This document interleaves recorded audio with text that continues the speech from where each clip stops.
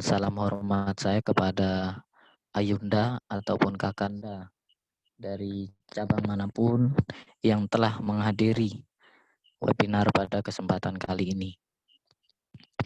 Insya Allah webinar yang akan dilaksanakan beberapa detik lagi akan memberikan manfaat pandangan terkhusus lagi di hari istimewa ya pada hari ini tentang perempuan dan pendidikan karakter di kala pandemi. Nah, pertama-tama acara dengan ucapan Bismillahirrahmanirrahim. Acara pada kesempatan kali ini saya buka. Untuk kedua kalinya saya mohon maaf mewakili panitia pelaksana karena ada kendala teknis. Jadi untuk selayaknya webinar terkait nyanyi lagu Indonesia Raya, himne HMI dan Maskor Hati belum bisa dilaksanakan. Mohon maaf sekali lagi karena ada kendala teknis. Kemudian saya sampaikan rasa terima kasih mewakili pelaksana karena kawan-kawan telah menyempatkan waktunya untuk hadir pada kesempatan hari ini.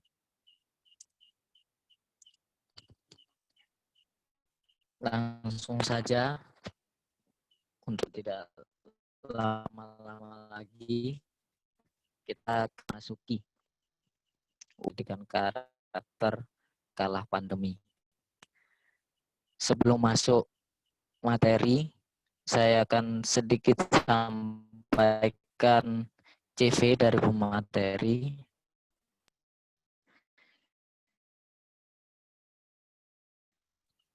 Dengan nama Yunda Ratna Faradisa MPD, nomor harapan 408. Halo?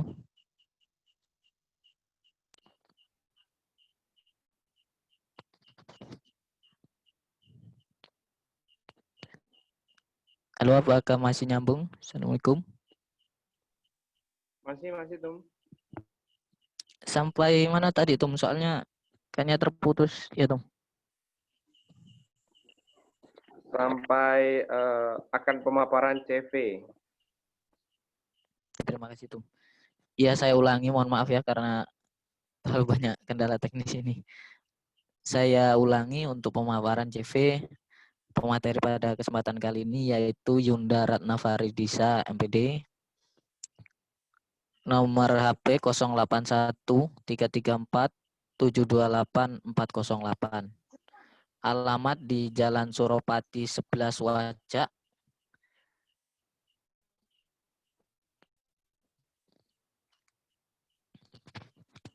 sekolah di pesantren Al-Maddah pada 2001, kemudian menempuh pendidikan di UM pada 2007 untuk jenjang S1-nya, kemudian untuk jenjang S2-nya di Universitas Negeri Malang juga pada tahun 2015. Pengalaman organisasi sebagai Ketua Kohati Cabang Malang pada tahun 2007, kemudian sebagai Dewan Pendidikan Kabupaten Malang pada tahun 2020 sampai 2025, Pak SMA Hasanuddin. Mungkin sekian untuk pemaparan CV dari Yunda Ratna Faradisa. Untuk selebihnya saya persilahkan kepada Yunda untuk memasuki materinya. Terima kasih.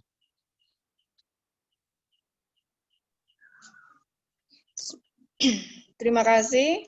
Assalamualaikum warahmatullahi wabarakatuh. Waalaikumsalam warahmatullahi wabarakatuh. Yang kami hormati Ketua Umum HMI Korkom UM HMI Cabang Malang, yang kami hormati para senior baik di lingkungan HMI Cabang Malang maupun di luar HMI Cabang Malang, adik-adik Korkom UM khususnya yang kami hormati, serta peserta webinar pada malam hari ini yang berbahagia. Alhamdulillahirrabbilalamin, wa bihi nasta'in ala amrutin yawaddin, assalatu wassalamu ala asrafil anbiya wal mursalin, Sayyidina Muhammadin wa ala alihi wa sahbihi ajma'in, amma ba'du. Rabbi shrah li sadri wa yassir li amri wahlul 'uqdatam min lisani yafqahu qawli. Puji syukur selalu kita panjatkan pada Allah Subhanahu wa taala karena kita masih diberikan kesehatan, kekuatan, iman, dan takwa sehingga kita bisa mengikuti kegiatan webinar yang diselenggarakan oleh HMI Korkom UM. Mudah-mudahan kita semua selalu dalam lindungan Allah Subhanahu wa taala. Salawat beriring salam semoga terlimpah curahkan kepada junjungan kita Nabi besar Muhammad sallallahu alaihi wasallam. Mudah-mudahan nanti di hari akhir kita akan selalu mendapat syafaatnya. Sebelumnya saya mohon maaf, sebenarnya sudah menyiapkan PPT, gitu ya. Namun ada beberapa hal yang teknis, gitu ya. Jadi ceritanya saya sedang mengungsi atau isolasi bersama keluarga di tempat lain, sehingga persiapan yang seharusnya saya lakukan malam ini tertinggal semuanya gitu karena harus cepat-cepat begitu. Tapi mudah-mudahan tidak mengurangi kegiatan kita pada malam hari ini, dan saya mungkin juga berharap materi yang akan saya sampaikan itu tidak banyak, gitu ya. Saya lebih senang sebenarnya kalau kita lebih banyak berdiskusi, karena saya berbicara di depan orang-orang hebat ini, kan pasti secara pengalaman, secara pengetahuan saya belum seberapa, tapi para remaja atau para pemuda hebat-hebat ini mungkin pengetahuannya juga lebih banyak, begitu ya. Berbicara soal pendidikan karakter, ya, yang itu memang menjadi program Kementerian Pendidikan dan diterapkan hampir di seluruh tingkat pendidikan, mulai dari TK sampai dengan SMA atau barangkali juga di perguruan tinggi, bahwa pendidikan karakter itu adalah sebuah tindakan atau kegiatan mendidik, mengarahkan, melatih kepribadian yang lebih baik. Intinya kan di situ. Jadi pendidikan itu sendiri adalah bagaimana merubah pola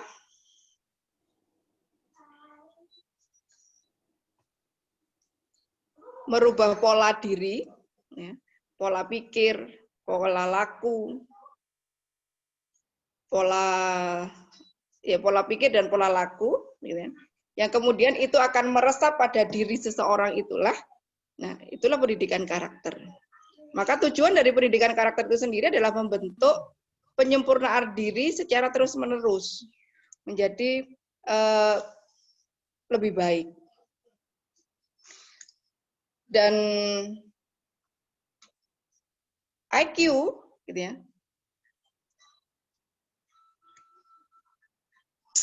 sebagai kecerdasan yang dimiliki oleh seseorang, setiap orang, gitu ya, itu juga tidak menjamin bahwa seseorang itu akan sukses dengan IQ yang tinggi. Jadi dari pendidikan karakter yang ada itu kan pastinya akan ada timbul atau akan ada sesuatu yang melekat pada diri seseorang itu. Nah, oleh karena itu fungsi dari pendidikan karakter itu adalah pembentukan pada diri seseorang dan pengembangan potensi, pengembangan diri dari apa yang sudah dilakukan oleh seseorang itu. Penguatan, ya, ada fungsi penguatan bahwa dengan kebiasaan yang dilakukan setiap hari, ya, itu maka akan menjadi penguatan dan ada perbaikan pada diri, sehingga itulah yang kemudian menjadi karakter pada diri seseorang tersebut. Nah, dari sinilah pembentukan karakter itulah yang kemudian siapa yang akan melakukan itu. Yang paling mendasar, ya, pembentukan karakter itu ada dilakukan oleh keluarga. Siapa keluarga? Ya otomatis yang paling banyak berperan itu adalah ibu perempuan. Jadi kalau ngomong masalah perempuan itu memang menarik gitu ya, karena di mana-mana perempuan selalu diperbincangkan, mulai dari peran, mulai dari kontribusi, mulai dari apa saja, ya.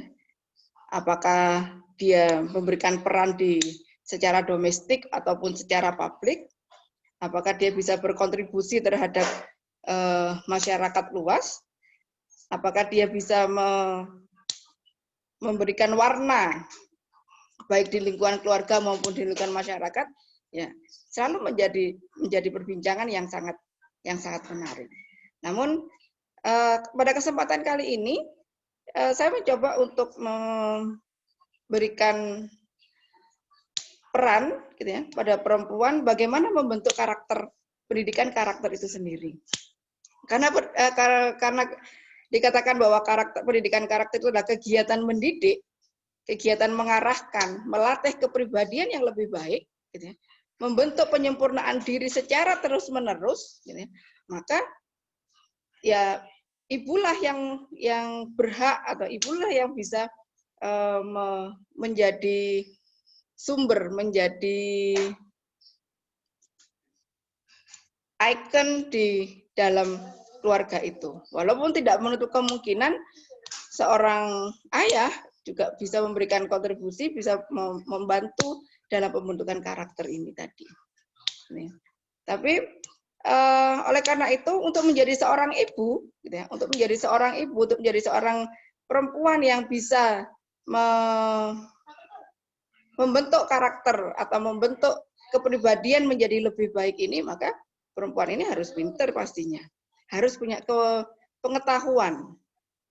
Harus punya pengetahuan dalam apa saja, ya, pengetahuan apa saja, karena karena ibu dikatakan bahwa al-ummu madrasatun, ibu itu adalah guru pertama di dalam keluarga.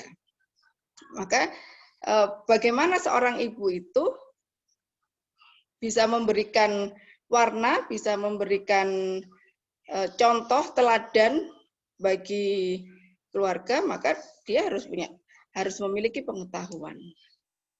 Dari pengetahuan itulah kemudian apa yang akan dilakukan, apa yang harus dilakukan oleh seorang ibu. Maka belajar, berpendidikan, berpendidikan dan selalu belajar sepanjang hayatnya. Ya. Walaupun memang tidak ada sekolahnya orang tua itu tidak ada sekolahnya menjadi orang tua. Tapi paling tidak menjadi seorang ibu dan menjadi orang tua itu memang harus selalu belajar dimanapun dan kapanpun, gitu ya.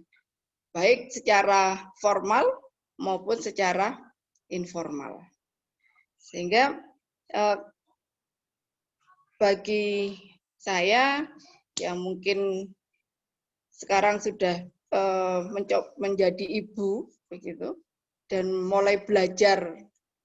Jadi kalau dulu ketika masih jadi mahasiswa, idealisme bagaimana peran perempuan di publik dan di domestik itu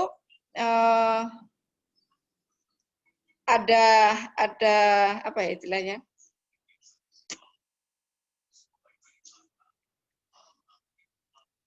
Yang selalu kadang-kadang tidak sama gitu ya. Artinya bukan tidak sama, hanya peran perempuan bagaimana menjadi perempuan yang berkualitas gitu. Ya, berkualitas atau memberikan menjadi perempuan yang bisa memberikan warna. Ya. Itu ya dulu ketika masih mahasiswa idealismenya masih tinggi begitu. Tapi ketika sudah menjadi ibu dan menjadi istri dan sebagainya, idealisme tetap ada. Tapi ada beberapa hal yang memang ya harus kita turunkan sedikit gitu ya. Artinya menurunkannya itu menyesuaikan dengan kondisi yang ada. Ada pembagian tugas pastinya gitu kan, antara seorang perempuan dengan seorang laki-laki, ada pembagian peran, gitu ya. Tapi dari semuanya itu saya berkesimpulan bahwa ya perempuan itu memang unik gitu ya, unik dan selalu menjadi pembahasan yang cukup menarik.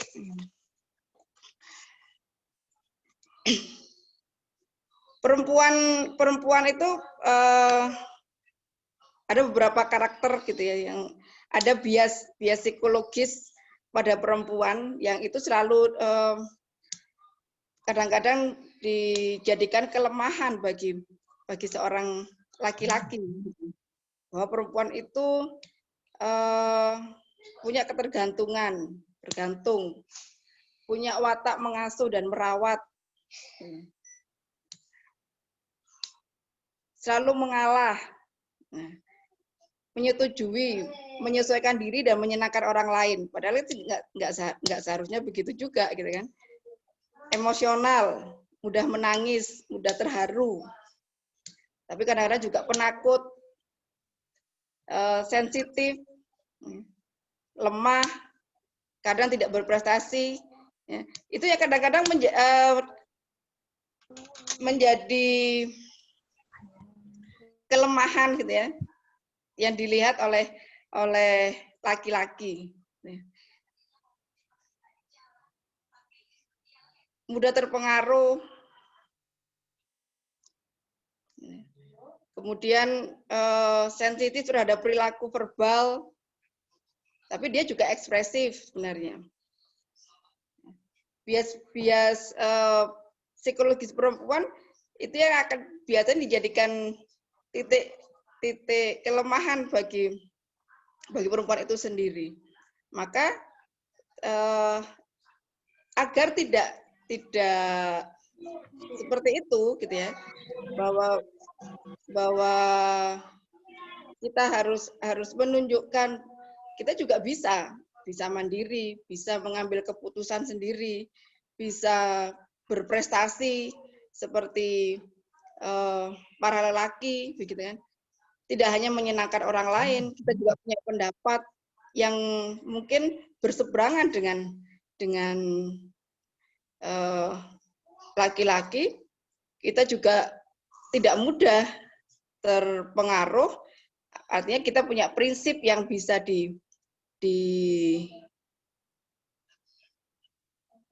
tangani begitu, dan tidak harus selalu mengalah.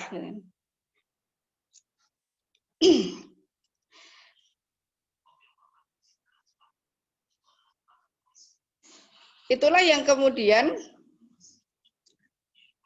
pendidikan perempuan, ya, pendidikan karakter dan perempuan itu sendiri itu memang lebih pada peran domestik, gitu ya, karena yang akan menjadi sasaran seorang perempuan atau seorang pendidik nantinya, ya. Jadi ibu itu kan juga seorang pendidik, tidak hanya di lingkungan sekolah, gitu ya, tapi juga mungkin lebih pada lingkungan keluarga. Ya, ibu adalah orang yang paling berpengaruh, orang yang paling bisa memberikan warna, bisa membentuk karakter dari seseorang itu sendiri, atau membentuk karakter seorang individu, yaitu anak. Barangkali itu dulu yang bisa saya sampaikan. Sekali lagi saya memang lebih senang kalau kita bisa berdiskusi, dan saya yakin di sini banyak sekali senior-senior Kohati yang hadir, mungkin nanti bisa menambahkan dan memberikan masukan dari apa yang saya sampaikan. Ya. Kurang lebihnya saya mohon maaf. Billahi taufiq wal hidayah. Wassalamualaikum warahmatullahi wabarakatuh. Waalaikumsalam warahmatullahi wabarakatuh. Waalaikumsalam warahmatullahi wabarakatuh. Waalaikumsalam warahmatullahi Wabarakatuh.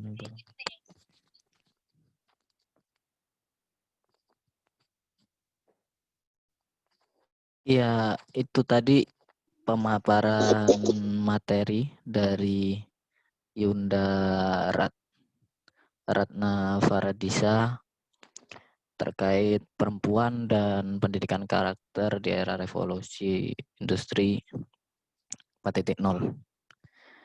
Tadi sudah banyak disampaikan terkait pendidikan karakter, dan perempuan ini yang terutama ya.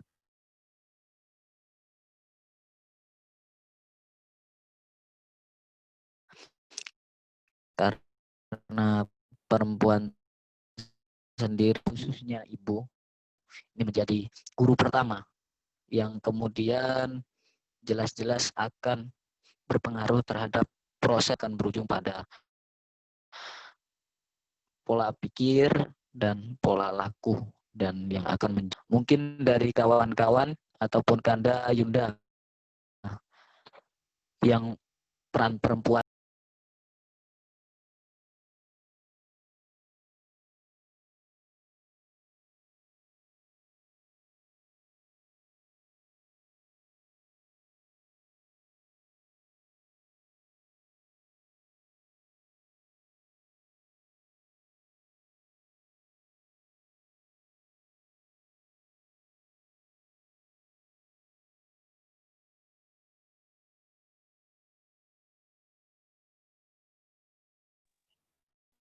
Assalamualaikum, mohon maaf terputus sinyal.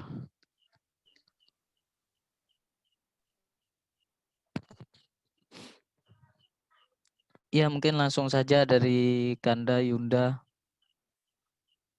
yang ingin bertanya, saya persilahkan.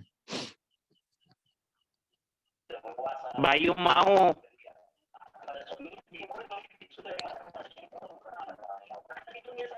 Monggo dari Kanda Bayu Aryawan, perkenalkan diri mungkin sekaligus nanti lanjut pertanyaannya. Bismillahirrahmanirrahim. Assalamualaikum warahmatullahi wabarakatuh. Waalaikumsalam. Waalaikumsalam warahmatullahi wabarakatuh. Saya Ahmad Bayu Aryawan dari Fakultas Peternakan Universitas Halu Oleo Kendari angkatan 2016. Izin bertanya, Bu. Bayu sudah pernah membaca semua jurnal yang berkaitan dengan masalah pembentukan karakter perempuan dalam bekerja atau berkarir. Di usaha peternakan saja, Bayu sudah pernah membaca beberapa jurnal atau research penelitian bahwa rata-rata orang perempuan itu dapat bekerja lebih daripada perempuan. Tetapi seperti yang disampaikan Ibu tadi, kelemahannya ada pada merawat dan mengasuh anak. Padahal sama-sama ketahui bahwa perempuan ini dapat menentukan decision making bagi membentuk usaha yang struktural demi menciptakan inovasi teknologi yang berkembang di usaha peternakan itu. Selain itu, semakin banyak perempuan mendapat kerja, maka hak orang kerja per jam itu akan semakin meningkat. Ya. Meskipun juga beberapa parameter seperti mungkin memberi pakan atau mungkin memberi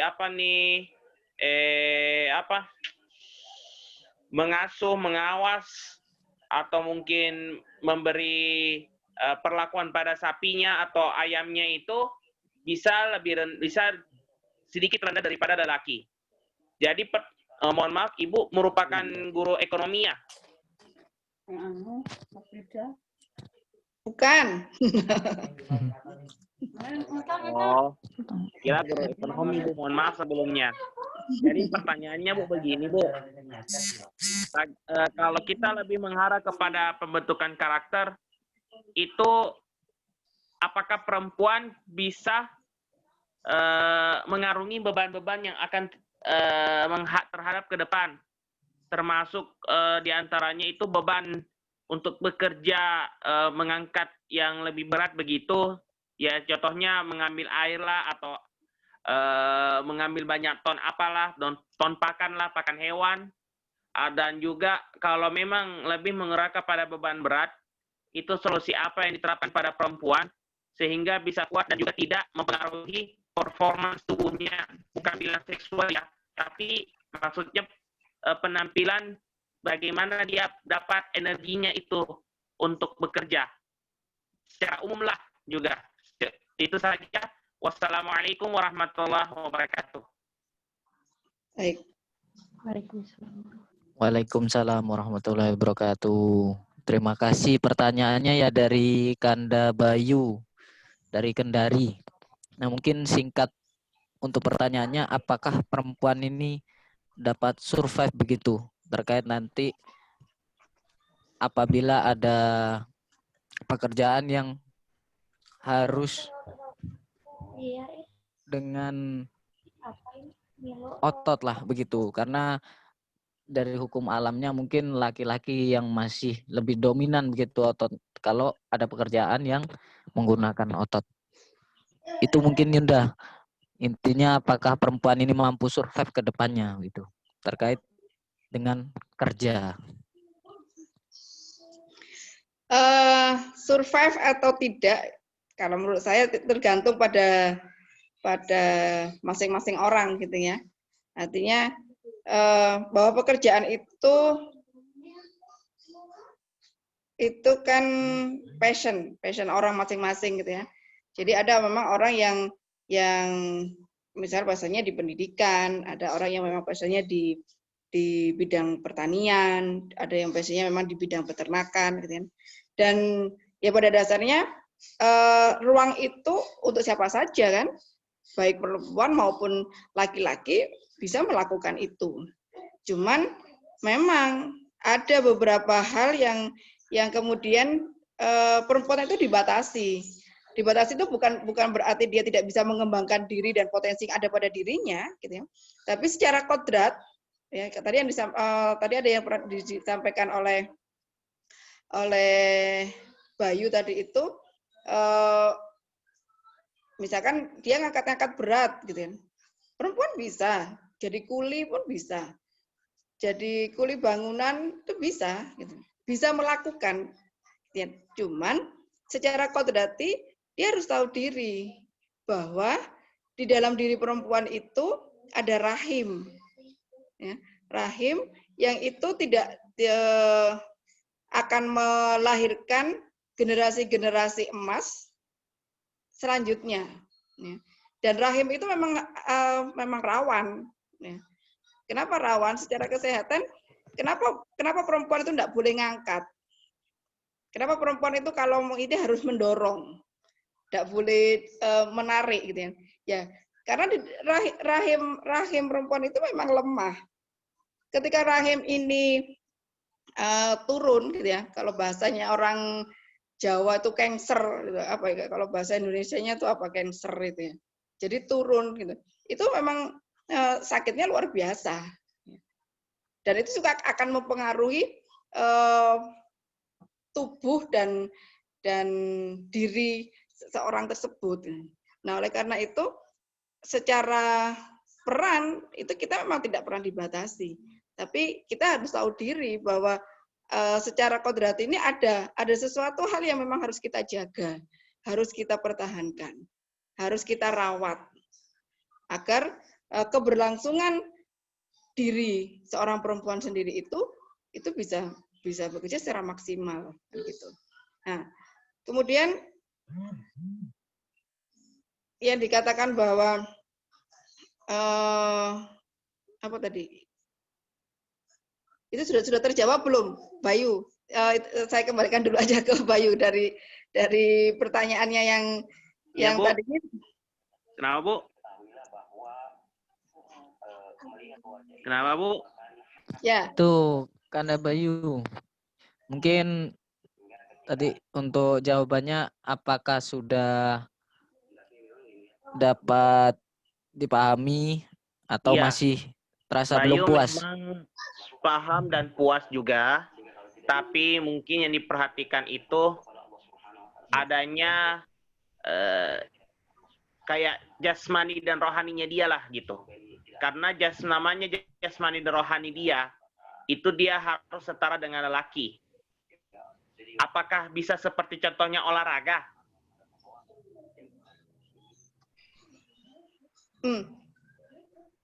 Olahraga kenapa? Apakah bisa membantu kekar perempuan setara lelaki begitu? Untuk bekerja begitu, performance begitu. Kalau secara olahraga ketika itu dilakukan secara profesional, ada artinya tidak ngawur begitu, saya yakin nggak masalah. Jadi ketika itu dilakukan secara profesional, ada tahapan-tahapan yang dilakukan, ya tidak masalah. Atau juga banyak kan olahragawati yang seperti angkat besi, gitu kan? Ya itu mungkin sudah ada protek tersendiri bagi organ-organ intim perempuan itu sendiri, gitu. Jadi menurut saya selama mengikuti petunjuk yang benar dan dilakukan secara profesional, artinya tidak ngawur begitu, saya pikir tidak masalah itu dilakukan. Oh ya, Bu. Oke. Makasih banyak, Bu. Oke. Jazakallah khair. Ya. Saya coba jawab pertanyaannya Bu Erlina ya. Moderator. Siap Yunda. Ya. Mungkin langsung saja. Bagaimana menyikapi dan membina karakter peserta didik dengan berbagai problema? Masalahnya saya mendidik mereka di pesantren dengan sebagian besar terdiri anak yatim, duafa, broken home, dan narkoba. Kebetulan saya mengajar SMP, saya sudah berusaha menyikapi dengan sabar, tapi kadang tingkah laku mereka mengundang atau menguras kesabaran kita. Mohon solusi yang terbaik dalam membina karakter tersebut, kira-kira pendekatan apa yang terbaik dan mengena untuk kebaikan mereka ke depan. Baik Ibu, saya coba menjawab ya, karena mungkin itu juga bidang saya selaku konselor di sekolah, gitu ya. Jadi menghadapi anak-anak yang seperti itu memang tidak mudah, gitu ya. Saya pun di sekolah juga berhadapan dengan anak-anak dengan berbagai problem, ya, problem internal mereka sendiri maupun eksternal, baik di keluarga maupun di lingkungan masyarakatnya.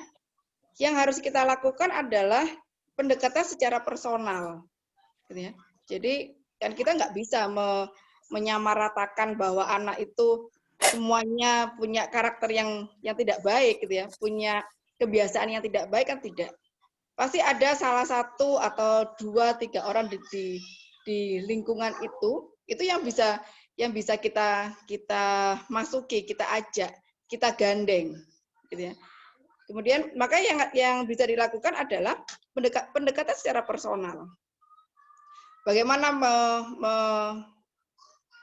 mendekati mereka, kemudian bicara face to face, kemudian menggali kenapa penyebab masalah yang mereka lakukan selama ini, gitu kan.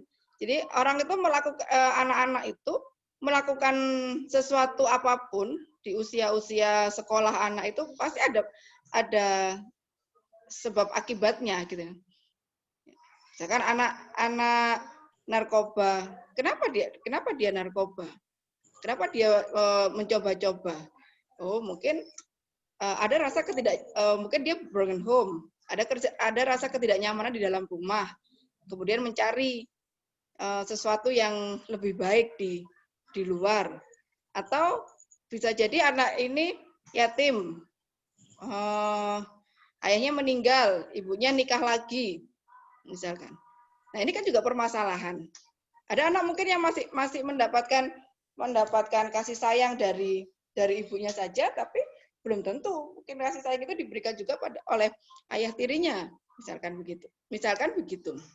Sehingga itu akan menjadi problem, dan itu pasti akan berpengaruh terhadap perilaku anak di sekolah nantinya, perilaku anak di masyarakat nantinya. Dan ketika itu terus-menerus dilakukan, gitu ya, nah itu akan menjadi karakter.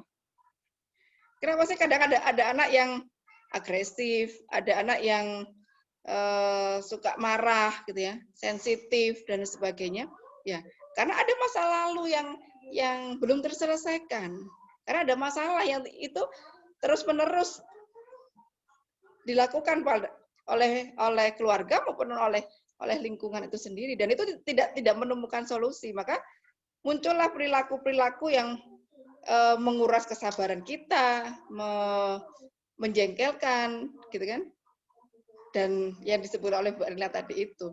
Jadi pendekatan secara personal itulah yang paling penting, ya, sehingga kita tahu apa kebutuhan atau apa yang permasalahan pribadi atau psikologi anak ini seperti apa. Barangkali begitu, Bu Erlina. Mungkin yang lain. Oke, terima kasih, Bu. Ya, terima kasih juga untuk Bu Erlina. Dari kawan-kawan ataupun Yunda dan Kanda yang lainnya, apakah ada yang mau menanggapi juga? Karena tadi pesan dari Yunda Ica juga kita lebih banyak diskusi.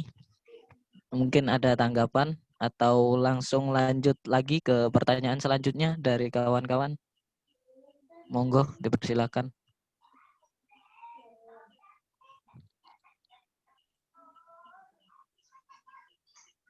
Itu ada itu. Bagaimana cara mendidik anak perempuan agar menjadi pendidik yang berkualitas dan untuk keluarganya kelak. Ya, jadi mendidik perempuan itu, kalau mendidik laki-laki itu hanya satu orang, dia saja laki-laki itu. Tapi kalau mendidik perempuan itu adalah mendidik keluarga. Ya. Nah, bagaimana mendidik perempuan ini agar dia bisa menciptakan keluarga yang berkualitas? Jalan satu-satunya kalau menurut saya adalah pendidikan. Ya harus pinter, harus sekolah, berpendidikan tinggi, gitu ya. Apakah berpendidikan tinggi itu nanti orientasinya adalah bekerja? Belum tentu, gitu kan? Jadi artinya dia berkualitas dan berpendidikan tinggi itu, ya mau tidak mau, suka tidak suka, mungkin akan memberikan manfaat untuk keluarga ini. apapun keahlian ataupun apapun kemampuan yang dimiliki, misalkan dari jurusan apa saja, ya.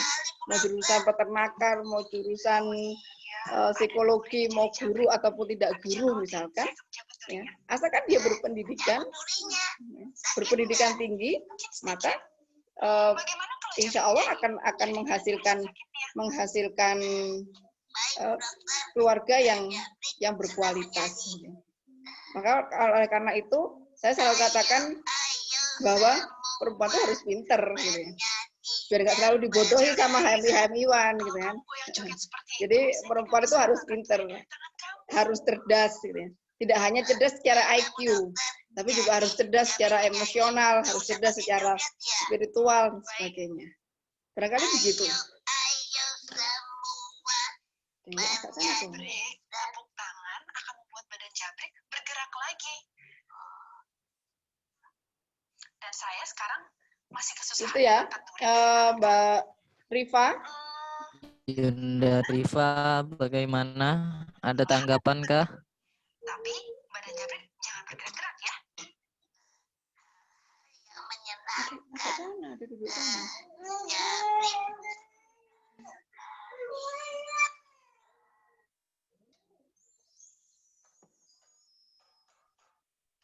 Oke, mungkin dari Yunda Rifa itu dari chatnya sudah merasa cukup.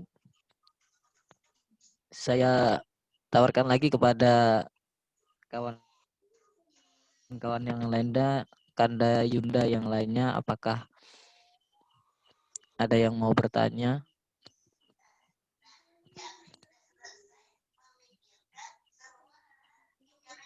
Nah, ini dari Yunda Vivi Lutfiah. Bagaimana pendapat Ibu untuk berperan banyak dalam proses pembangunan? Lalu apakah kesetaraan gender sama dengan emansipasi? Saya persilahkan untuk Yunda.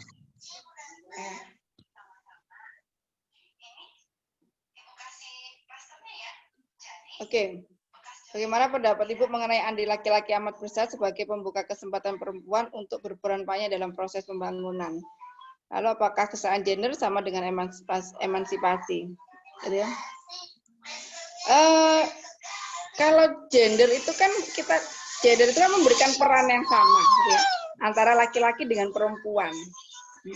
Dan ketika laki-laki memberikan kesempatan kita, gitu ya, memberikan kesempatan besar untuk kita berkontribusi, gitu ya. Itu sebenarnya adalah kesempatan, ya, kesempatan kita untuk mengembangkan potensi yang ada pada diri kita dengan keahlian atau dengan keilmuan yang kita miliki. Ya. Jadi kesetaraan itu adalah peran kita di ranah publik. Ya. Di ranah publik saja. Kalau apakah kesetaraan itu sama dengan emansipasi? Ya sama. Kalau menurut saya emansipasi perempuan, kesetaraan gender dan emansipasi perempuan itu ya sama saja gitu kan. Ya. Jadi justru ketika kita diberikan kesempatan untuk berikan kesempatan peran yang sama dengan laki, itu adalah hal yang luar biasa. Dan mestinya kita bisa memberikan kontribusi yang lebih, bisa menggali potensi diri kita yang lebih baik, kan seperti itu. Ya. Jadi jangan kemudian karena emansipasi maka perempuan harus lebih dari laki-laki dan sebagainya. Ya, ayo kita fastabiqul khairat aja dengan laki-laki. Kalau kita diberikan kesempatan yang lebih daripada laki-laki, ya bagaimana kita menggunakan kesempatan itu dengan sebaik-baiknya. Barangkali seperti itu.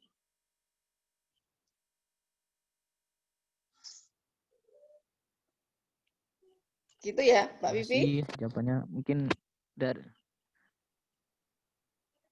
Dari Mbak Yunda Vivi, bagaimana?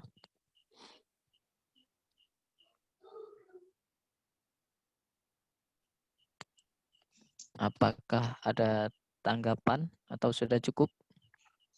Atau dari kawan-kawan yang lainnya, dari Kanda Yunda yang lainnya mau menanggapi juga? Oke, sudah cukup dari Yunda Vivi.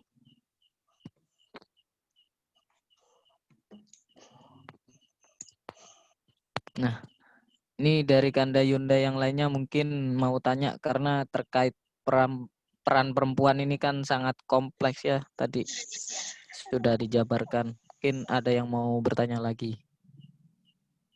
Nah, ini dari Firda Ilman. Bagaimana menyikapi menggaungkan emansipasi wanita menurut pandangan secara Islam? Persilakan untuk Yunda. Ya. Nanti boleh dibantu jawab ya. Jadi tidak harus saya yang menjawab. Barangkali ada Yunda yang lain yang bisa membantu punya pandangan, artinya pandangan yang lain terhadap saya atau mungkin menguatkan saya itu akan lebih baik begitu ya. Jadi saya berharap tidak saya juga tidak yang terbaik gitu kan. Saya tidak tahu semuanya. Ya, barangkali nanti ada Dinda atau Yunda-Yunda yang lain yang mau menambahkan, menguatkan atau mungkin juga tidak sependapat dengan apa yang sampaikan, saya dengan senang hati gitu ya. Tadi yang ditanyakan oleh Mbak Firda, ini Mas atau Mbak ini ya. Gitu. Baik, menyikapi gaung emansipasi wanita menurut pandangan Islam. Sebenarnya Islam itu kan sudah jelas gitu ya. Menempatkan perempuan itu di mana itu kan sudah jelas. Jadi secara jelas bahwa ya perempuan itu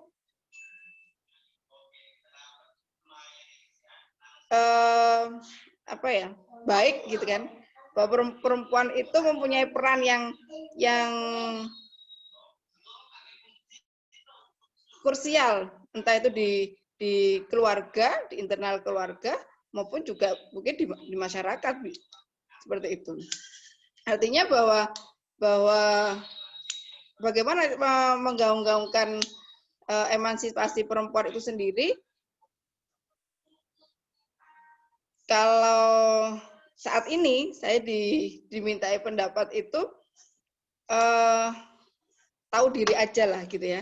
Jadi bagaimana kita menempatkan diri kita, gitu ya, bahwa ketika menjadi seorang perempuan itu kan tidak hanya seorang perempuan saja, tidak hanya anak perempuan dari seorang ayah, gitu ya, tapi kan juga misalkan seperti saya juga anak perempuan dari seorang ayah. Saat ini saya juga menjadi seorang istri dari seorang suami, menjadi ibu bagi anak-anak saya. Nah, ketika dalam posisi yang seperti ini, maka bagaimana saya memerankan diri saya, gitu kan? Ya sesuai dengan kebutuhan. Ketika memang kebutuhan saya itu dibutuhkan secara publik, maka saya harus semaksimal mungkin untuk memberikan yang terbaik pada publik. Tapi secara internal keluarga, saya juga dibutuhkan, gitu kan? Ya bagaimanapun juga pasti dibutuhkan. Bagaimana mendidik atau membimbing anak-anak saya misalkan, ya saya harus maksimal gitu. Artinya manajemen waktu yang akan saya berikan itu ya harus seimbang, walaupun mungkin salah satu pasti akan ada yang dikorbankan, itu pasti. Gitu ya.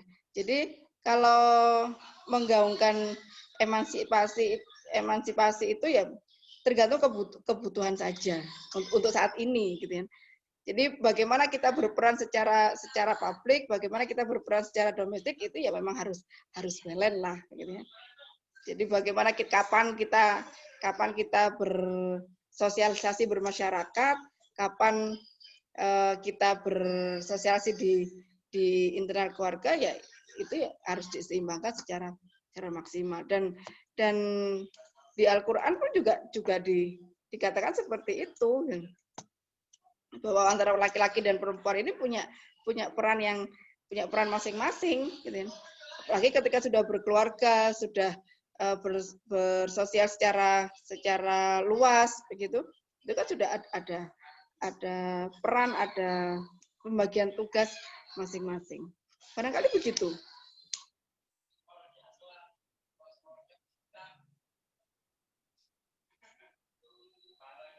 Bagaimana untuk Kanda Pak Yunda nih? Firda Ilman, ada tanggapan?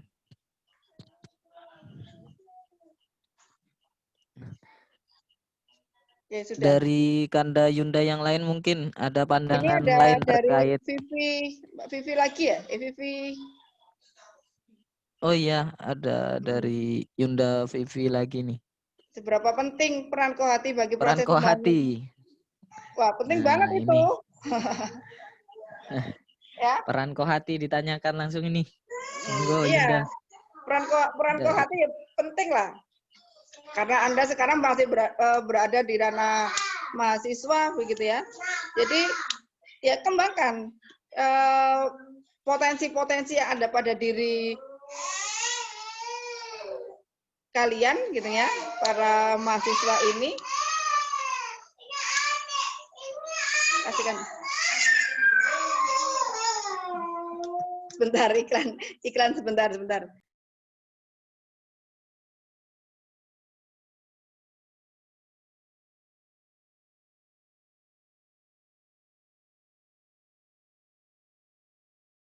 Gitu ya. Jadi peran kohati di ranah mahasiswa ya ini sangat penting. Ya. Jadi justru disinilah waktunya Anda untuk belajar lebih, gitu ya. Belajar pengetahuan, belajar pengalaman, berpengalaman, gitu ya. Bagaimana yang ilmu atau pengetahuan yang Anda dapatkan di HMI, ya ini adalah waktu yang tepat untuk belajar, gitu ya. Yang nantinya suatu saat belajar dan pengalaman ini akan memberikan manfaat di masa yang akan datang. Ketika Anda sudah berkeluarga, ketika Anda sudah tidak lagi menjadi mahasiswa, itu pasti akan ada manfaat yang berimbas gitu ya pada diri kita. Maka peran kohati ya kamu Anda harus banyak belajar, banyak membaca, banyak diskusi, banyak mungkin meneliti. Kan tugasnya mahasiswa kan begitu. Baca, diskusi dan penelitian kan begitu. Ya, tiga hal ini ya suka tidak suka, mau tidak mau ya harus Anda lakukan gitu ya. Sebagai seorang mahasiswa, sebagai seorang yang intelek begitu, itu harus dilakukan. Dan itulah yang kemudian nanti memberikan warna gitu ya, yang akan membedakan antara Anda yang kohati dengan Anda yang bukan kohati, atau Anda yang HMI dengan Anda yang tidak HMI. Itu yang akan memberikan warna di lingkungan tempat Anda berada saat ini gitu. Gitu ya. Ada yang lain?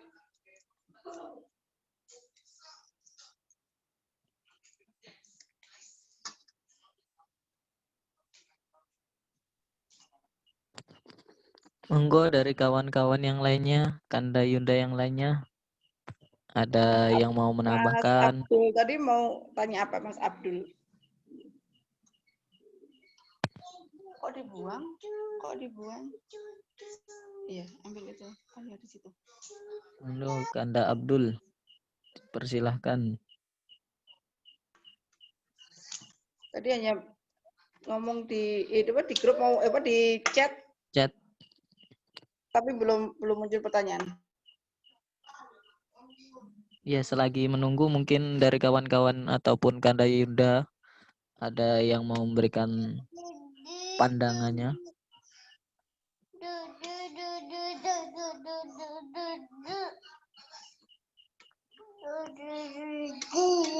Nah, ini dari Erlina. Bisa saya bacakan. Islam sangat menghargai harkat dan kedudukan perempuan. Di saat ini, emansipasi dan kesetaraan gender terus digaungkan di mana-mana. Tapi sebagai perempuan atau sebagai istri, kita harus tahu diri dengan kedudukan kita dalam keluarga. Utamakan untuk mendahului kepentingan keluarga daripada organisasi. Selain itu, kita pun harus berpatokan pada ridho suami ataupun orang tua. Mungkin sedikit bisa membantu untuk nah, ini pandangan dari Yunda Erlina. Ya, sepakat saya itu. Jadi apa namanya? Ketika kita sudah berada dalam sebuah keluarga, gitu kan. Jadi patokan kita ya ridho suami, gitu. Kalau suami tidak ridho apa yang akan kita lakukan ya, jangan dilakukan. Nyaman bedu.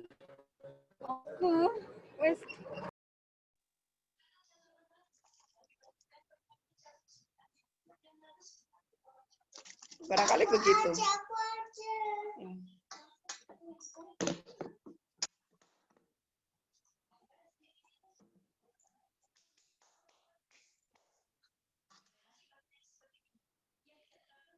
Saya sepakat sekali dengan Bu Erlina itu tadi ya.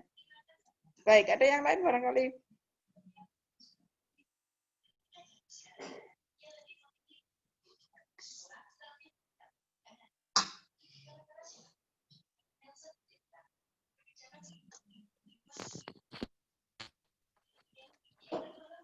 Monggo dari kawan-kawan yang lainnya. Kanda, Yunda. Atau mungkin saya pantik sedikit juga ya, Yunda, mohon izin untuk... Ya, monggo.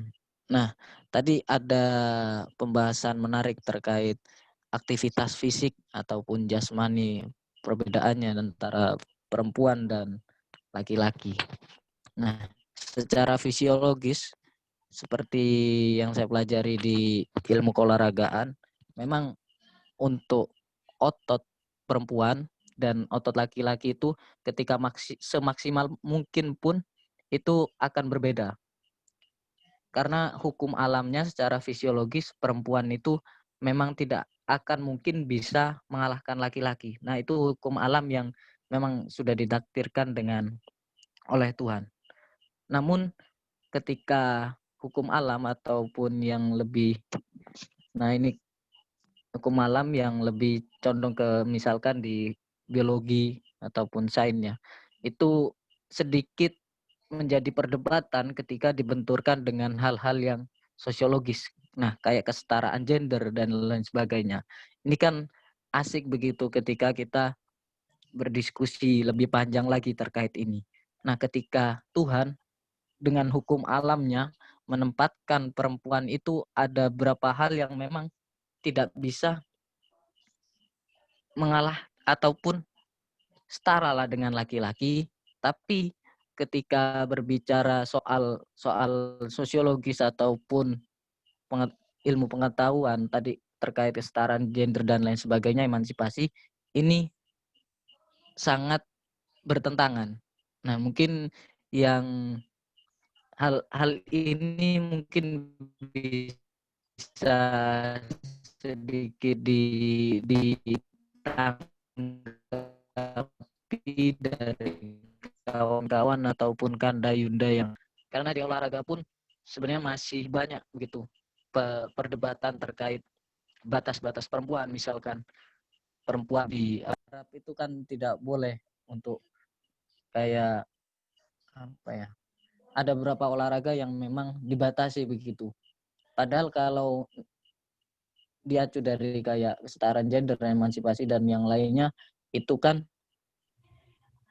setara semuanya, mempunyai hak.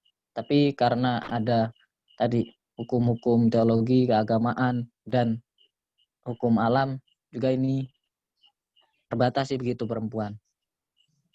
Dan yang lebih menarik lagi, kalau dikaitkan dengan pendidikan karakter tadi, sebenarnya perempuan ini kan lebih mendominasi untuk merubah pola pikir seorang anak hingga dewasa.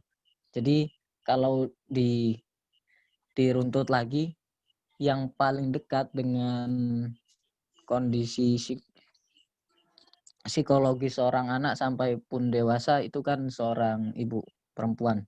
Karena dari tadi psikologis perempuan pun dia lebih condong ke merawat, mengasihi, dan lain sebagainya. Mungkin dari kawan-kawan ada tanggapan terkait yang lebih mendasar tadi, yang lebih fundamental terkait ada pertentangan sebenarnya hukum alam kayak tadi dengan hukum sosial tadi lah. Itu mungkin Yunda. Enggak. Mungkin yang lain Bapak, ya, yang mau berpendapat.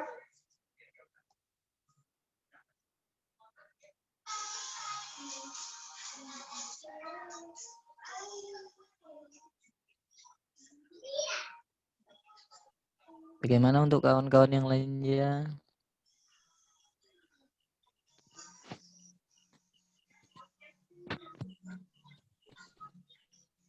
Nah, ini ada ucapan selamat nah dari Yunda Vivi Lutfia.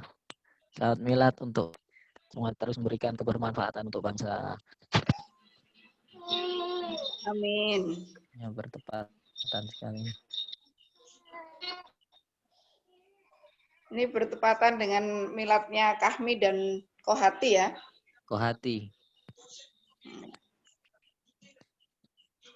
Kanda Abdul tadi, apakah masih ingin bertanya? Ini ditunggu juga pertanyaannya ini.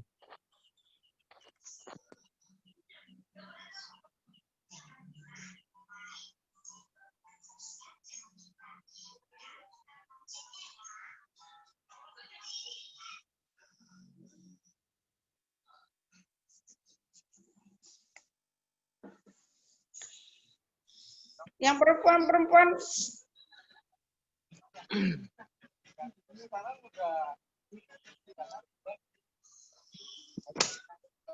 kader UM barangkali.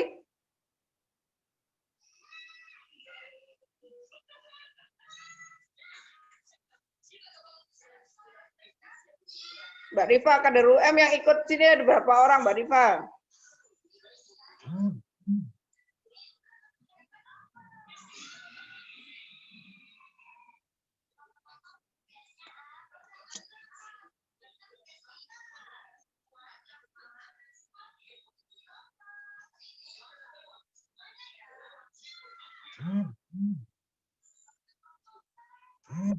Oh, Mbak Rifa keluar, ta?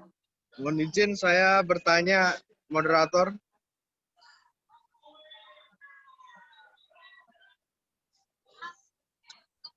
Ya, dipersilakan. Ya, terima kasih atas waktunya. Selamat malam, Yunda Ratna Paradisa. Perkenalkan, saya Anis Lukmanul Hakim dari HMI Cabang Jakarta Raya, Yunda. Ya, yang mau saya tanyakan, sebelumnya selamat milad buat Kohati dan Kahmi. Yang saya pertanyakan, pertama, bagaimana mentransformasikan pendidikan karakter dalam revolusi 4.0 ini. Nah, kan sekarang sudah banyak ibaratnya transformasi digital lah. Nah, ini mentransformasikan karakter dalam dunia global ini. Terus yang kedua, dengan adanya revolusi industri 4.0, ini ditandai dengan hadirnya komputer yang super lah, semakin canggih IT, terus kecerdasan buatan atau artificial intelligence, sistem cyber, dan kolaborasi manufaktur. Nah, itu bagaimana kami sebagai kader HMI yang ibaratnya generasi milenial ini mengikuti perkembangan tersebut dan tidak ketinggalan, supaya tidak ketinggalan lah. Mungkin cukup itu. Terima kasih. Assalamualaikum warahmatullahi wabarakatuh. Assalamualaikum warahmatullahi wabarakatuh. Langsung dijawab, moderator. Siap, Yunda. Enggak, Oke. saya persilakan. Melihat fenomena yang ada, gitu ya. Jadi para generasi milenial atau generasi Z saat ini, gitu kan, bagaimana menumbuhkan atau mentransformasi pendidikan karakter itu, maka harus diperkuat di internal keluarga, gitu ya. Jadi internal keluarga itu memang harus menjadi pondasi, menjadi pondasi utama bagi seseorang itu. Nah, bagaimana Anda sebagai kader HMI, ya mau tidak mau, suka tidak suka, Anda harus mau belajar. Ya. Belajar terus apa yang terjadi saat ini. Kalau memang saat ini eranya adalah era, misalkan saya yakin mungkin juga hampir semua lini daring begitu, ya apa yang bisa dilakukan untuk itu? Melalui apa? Kita akan melakukan pembelajaran atau melalui contohnya saat ini, kalau dulu diskusi itu kita ketemu, kumpul bareng, ngopi bareng begitu. Nah, karena dengan kondisi pandemi yang seperti ini, mau tidak mau kan kita harus tidak bisa bertemu. Salah satu yang bisa mempertemukan kita, yang bisa mentransformasi pengetahuan antar satu dengan yang lain, ya dengan webinar seperti ini. Maka kita ya harus belajar bagaimana cara mengoperasikan, bagaimana menjadi host, bagaimana menjadi partisipan, bagaimana menjadi pembuat dan sebagainya. Ya kita harus mau belajar untuk itu. Banyak hal yang bisa Anda lakukan, dan itu barangkali juga tidak kontribusi itu tidak untuk memintarkan diri sendiri gitu ya. Jadi itu bisa ditransferkan atau diberikan kepada orang lain gitu ya. Jadi kalau pendidikan karakter sendiri itu yang paling utama, yang paling mendasar itu adalah keluarga. Mau tidak mau ya, pondasi ini harus ada di dalam keluarga. Ketika itu tidak ada, maka yang terjadi ya anak-anak akan mencari atau belajar dari teknologi itu sendiri. Ya contoh saya tidak jauh-jauh dari yang lain gitu ya.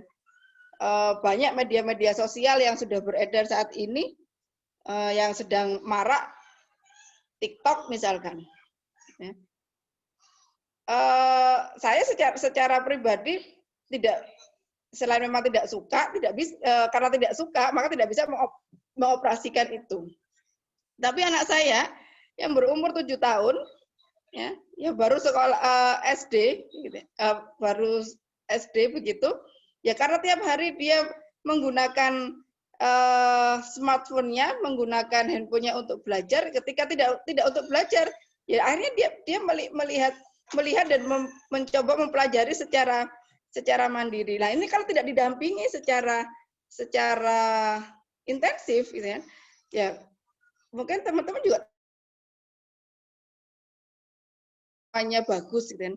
Pasti ada hal-hal yang negatif. Nah itu kalau tidak didampingi secara masif, ya akan terjadi hal-hal yang tidak baik juga. Gitu. Oleh karena itu, yang biasa saya lakukan ya selalu cek, selalu mengatakan ini, Mas, ini nggak boleh gini, ini harus seperti ini harus begini dan sebagainya. Itu yang bisa saya lakukan. Ya.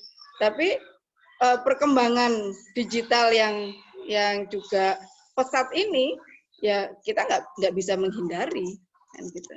Ya, maka peran ibu, peran keluarga itu sangat penting di era yang seperti ini, gitu ya, Mas Lukmanul. Ya, siap Yunda. Terima kasih.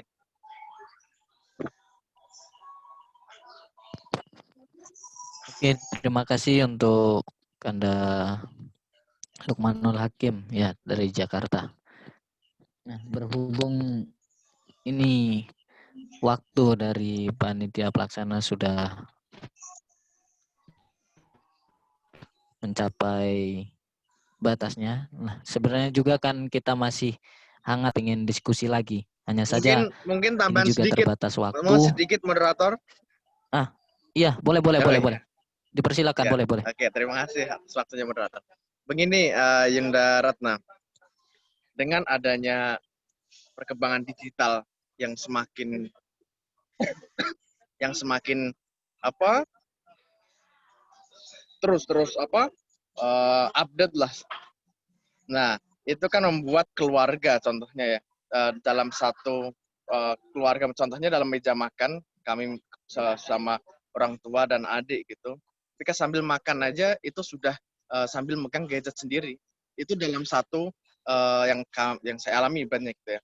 Saya alami dalam ketika makan malam misalkan. Makan malam aja sambil makan itu diiringi dengan megang gadget, entah main game atau chattingan atau dan lain-lain lah.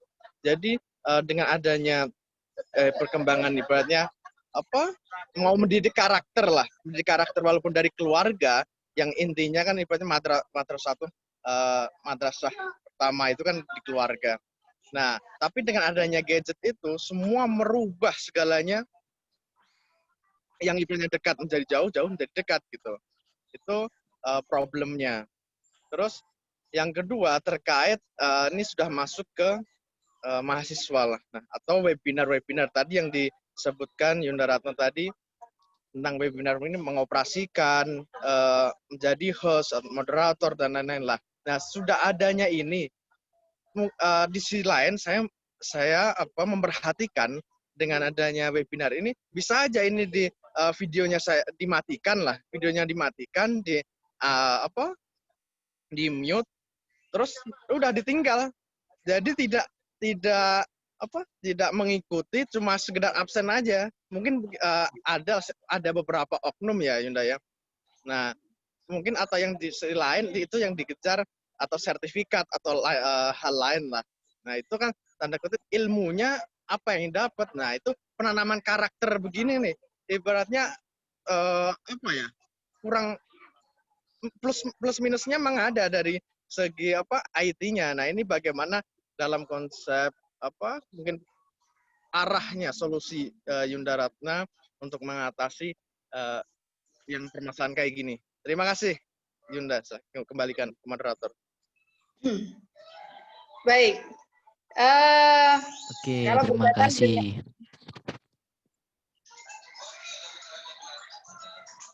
Baik, langsung saya jawab ya, moderator. Siap, Yunda.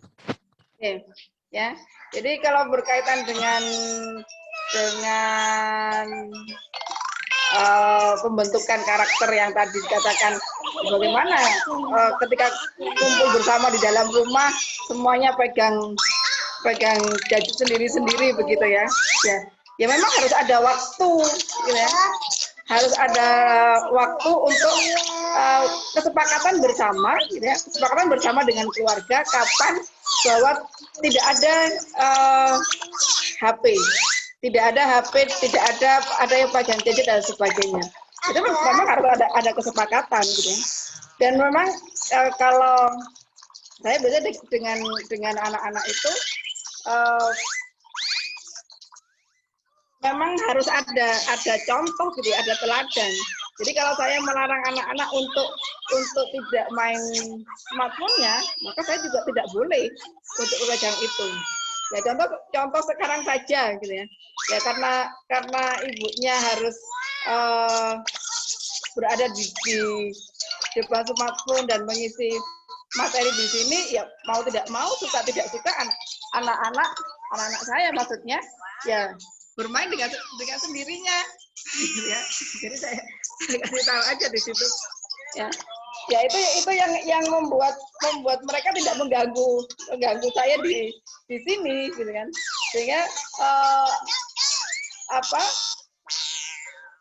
ini bonus lah gitu. Bonus untuk mereka tidak mengganggu saya gitu. Tapi harus ada waktu di mana kesepakatan antara kita dengan anak-anak untuk no gadget, no pegang smartphone dan sebagainya. Itu harus ada kesepakatan. Jadi kalau kita ketika misalkan akan ada ngomong serius atau ada ingin membicarakan sesuatu yang berkaitan dengan kebijakan-kebijakan dalam keluarga, ya harus kita sepakati bahwa ketika kita ngomong serius, maka handphone, laptop, apapun itu ya harus ditinggalkan. Gitu. Dan itu memang untuk saat ini itu tidak mudah. Pasti ada kendala-kendala yang dihadapi itu pasti. Lalu yang berkaitan dengan tadi ya karakter bahwa ikut webinar, ikut seminar apa saja atau mungkin ikut daring, kemudian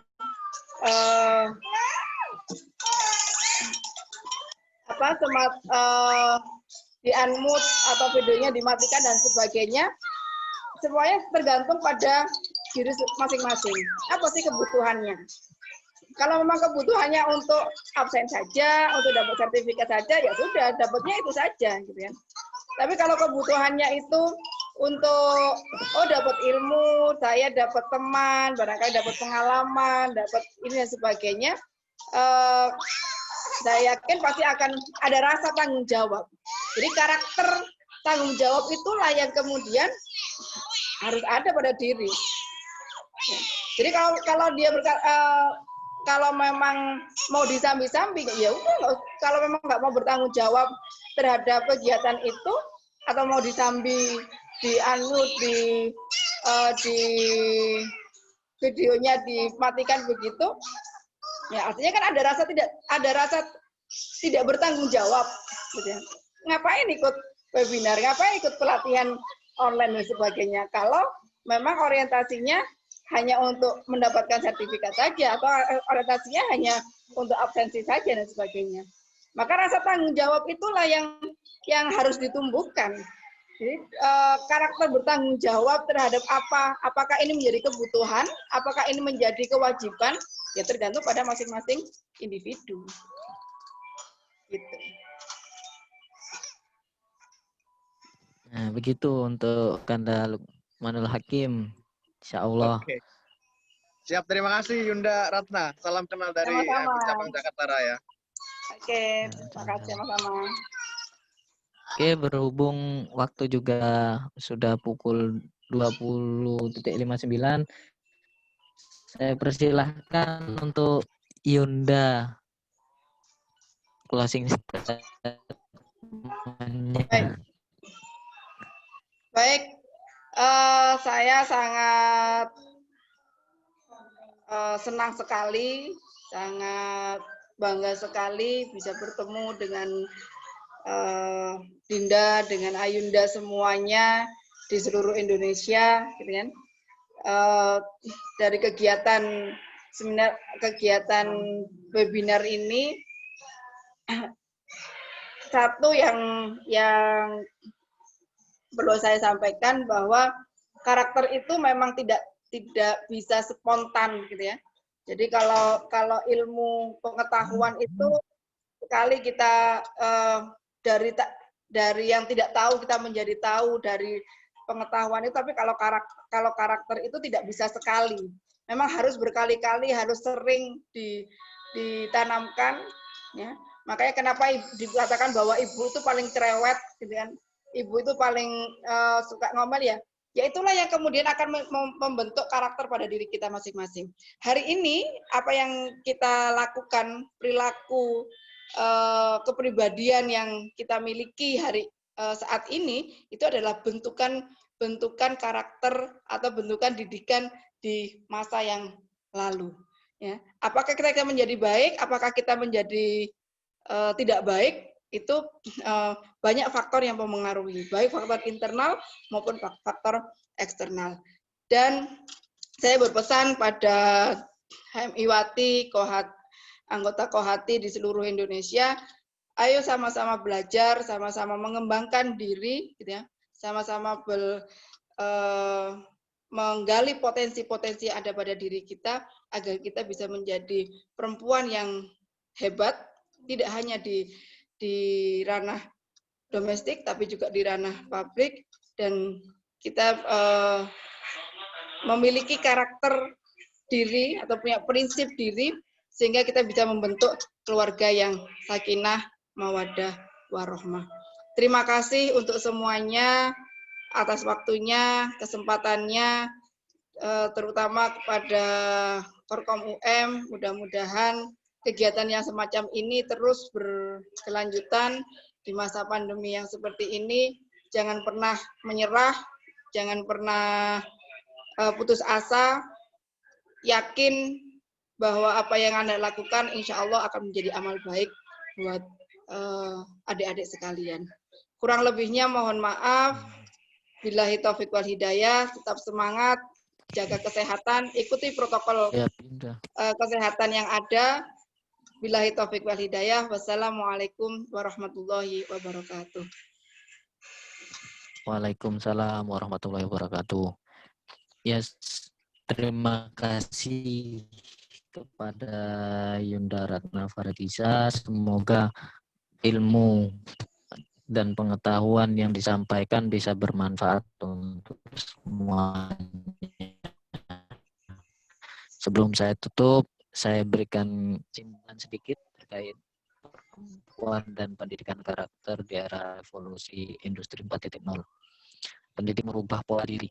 Nah, yang paling berpengaruh di sini adalah perempuan, ibu.